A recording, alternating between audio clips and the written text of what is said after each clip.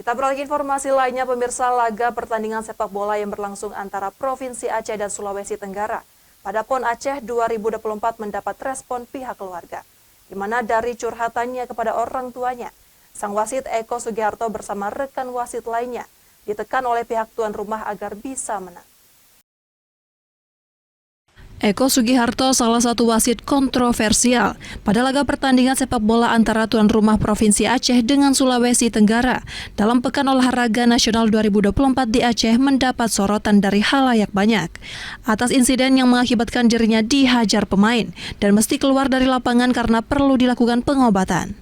Keputusan wasit yang dinilai pemain berat sebelah yang berakibat wasit Eko Sugiharto dihajar oleh seorang pemain Sultra tersebut mendapat kritikan dan juga perhatian warga di Nusantara. Namun di balik insiden yang terjadi, pihak keluarga wasit Eko Sugiharto mengungkapkan adanya intervensi dari pihak tuan rumah agar Provinsi Aceh bagaimanapun caranya mesti menjadi pemenang dalam laga sepak bola PON 2024. Suratman, orang tua kandung dari wasit Eko Sugiharto, menjelaskan anaknya tersebut sering curhat menghubungi dirinya di sela-sela dirinya menjalankan tugas sebagai wasit sepak bola pada event PON yang berlangsung di Provinsi Aceh. Dalam curhatan tersebut, Eko menjelaskan bila dirinya bersama para wasit lainnya, baik yang memimpin pertandingan, hakim garis maupun wasit pengawas, semuanya diatur dan mendapat tekanan dari pihak tuan rumah agar Aceh keluar sebagai pemenang dalam pertandingan sepak bola PON 2024.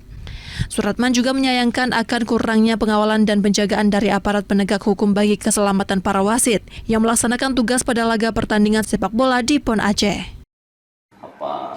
Kontingen itu tadi yang disaksikan oleh para hakim di PON itu tersendiri, sehingga akhirnya penyelenggara dari PON itu betul-betul bertanggung jawab kalau ada huru-hara yang Di sisi lain, Ketua KONI Ogan Komering Ulu Timur Onasis Arfa mengatakan sosok Eko Sugiharto di Kabupaten Oku Timur sudah dikenal warga dan sangat memasyarakat. Selain itu, pada setiap laga pertandingan sepak bola selalu tegas menjalankannya.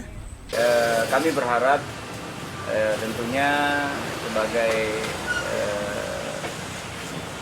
KONI Kabupaten Oku Timur artinya meminta PSSI lebih tegas lagi, artinya menindak dengan aturan-aturan yang sudah ada.